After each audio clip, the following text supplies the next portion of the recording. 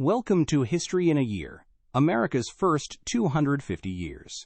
Join us every single day as we journey from the Revolution of 1776 to the 250th anniversary of the United States. You can find every episode and join the discussion at pointedwords.com.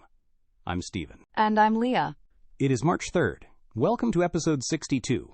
Yesterday, we watched Meriwether Lewis and William Clark pack their massive 55-foot keelboat and push off from St. Louis. The date was May 14, 1804.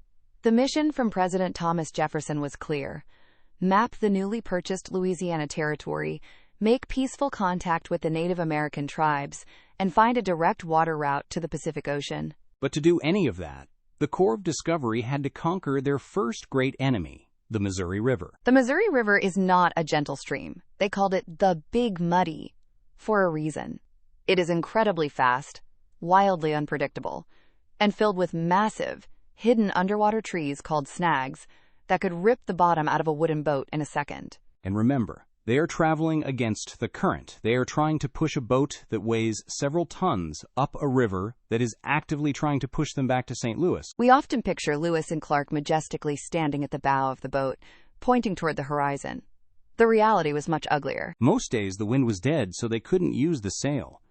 The current was too fast to row, so the men had to use a technique called cordelling. This meant tying a massive, heavy rope to the mast of the boat. The men would then literally jump into the muddy riverbanks, sometimes wading in water up to their armpits, sometimes clawing through thick briar patches on the shore, and physically drag the boat up the river by walking. It was agonizing, brutal labor. They were doing this in the sweltering Midwestern summer heat. And the wildlife was eating them alive. The journals of Lewis and Clark are filled with complaints about the mosquitoes. They were so thick the men would breathe them in. They were covered in ticks. They were constantly getting dysentery from drinking the river water and suffering from massive boils on their skin. On a good day, dragging this boat through the mud and the mosquitoes, they might make 10 or 15 miles. They had thousands of miles to go. Despite the brutal conditions, the men stayed relatively healthy. But in August of 1804, tragedy struck the expedition. A young soldier named Sergeant Charles Floyd suddenly fell violently ill. He had severe cramps and was completely incapacitated. Lewis and Clark were not doctors. They tried all of their 18th century medical tricks, which usually meant Dr. Rush's thunderclapper, laxatives, or bleeding, but nothing worked. On August 20th, 1804, Sergeant Charles Floyd passed away. Modern medical historians look at the symptoms described in the journals and universally agree that Floyd died from a ruptured appendix. Even if they had been sitting in the finest hospital in Philadelphia, there was nothing any doctor in 1804 could have done to save him.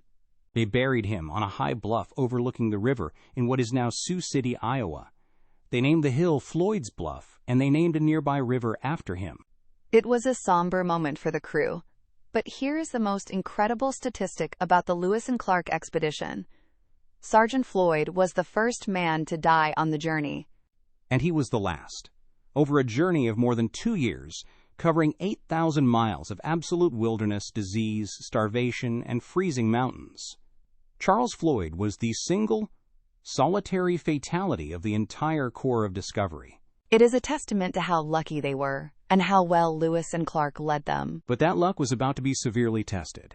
As the summer turned into fall, the Corps traveled deeper into the Great Plains. They were entering the territory of the most powerful military and economic empire in the region. The Teton Sioux, or, as they call themselves, the Lakota. The Lakota controlled the Missouri River. They were essentially the toll booth operators of the Great Plains.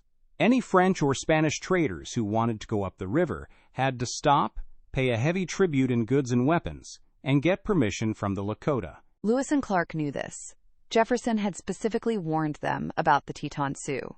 But Lewis and Clark approached the situation with a massive amount of American arrogance. They didn't view themselves as guests in Lakota territory. They viewed themselves as the new landlords. They were there to tell the Lakota that the land now belonged to Thomas Jefferson. In late September 1804, the two groups met near present-day Pierre, South Dakota. And things went wrong almost immediately. First, there was a massive language barrier. Their main interpreter didn't speak the specific Lakota dialect very well, so communication was mostly just awkward hand gestures. Lewis and Clark invited the Lakota chiefs, including a powerful chief named Black Buffalo and a more aggressive, hostile chief named the Partisan, onto the keelboat for a council. Lewis went into his standard diplomatic speech.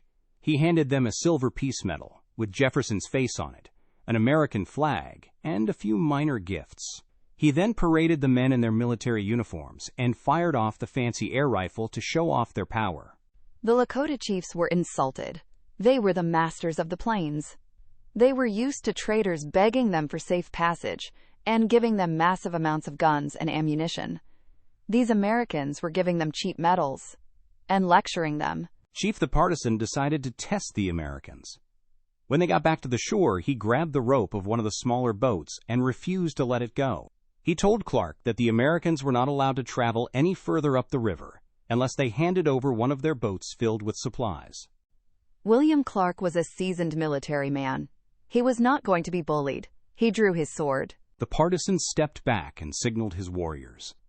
Instantly, dozens of Lakota warriors strung their bows and pulled out their muskets, aiming them directly at the Americans on the beach. Back on the massive keelboat, Meriwether Lewis saw what was happening. He ordered his men to light the matches for the swivel cannons mounted on the deck and aim them directly at the crowd of Lakota warriors. It is the ultimate knife-edge moment. It is a Mexican standoff. One miscommunication, one nervous soldier accidentally pulling the trigger, one arrow flying through the air. If shooting broke out right there, the Corps of Discovery would have been wiped out. The Lakota had hundreds of warriors camped nearby. Lewis and Clark had about 40 men. They would have been slaughtered on the beach, and the expedition would have ended in September 1804. The tension held for several agonizing minutes. Clark was standing on the beach with his sword drawn, surrounded by drawn bows. Lewis was on the boat, ready to fire the cannons. Finally, Chief Black Buffalo stepped in. He realized that a war would be bad for business, and the Americans' cannons could do serious damage to his people. Black Buffalo grabbed the tow rope out of the Partisan's hands. He de-escalated the situation. He told the Americans they could proceed, but the tension was incredibly thick. For the next few days, the Lakota followed the expedition along the riverbanks, watching them like hawks. The Americans slept on the boat with their weapons loaded, terrified of a night attack. When they finally sailed out of Lakota territory, the men breathed a massive sigh of relief. They had survived their first great test. But the weather was turning cold. The leaves were falling off the trees.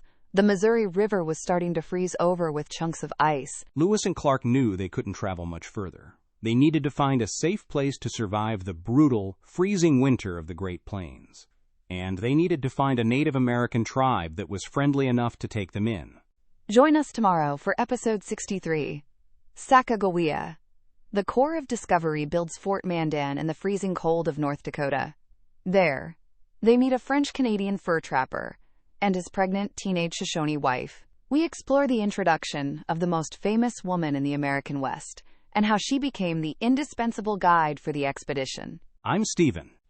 And I'm Leah. You can find every episode at pointedwords.com. And this is our story.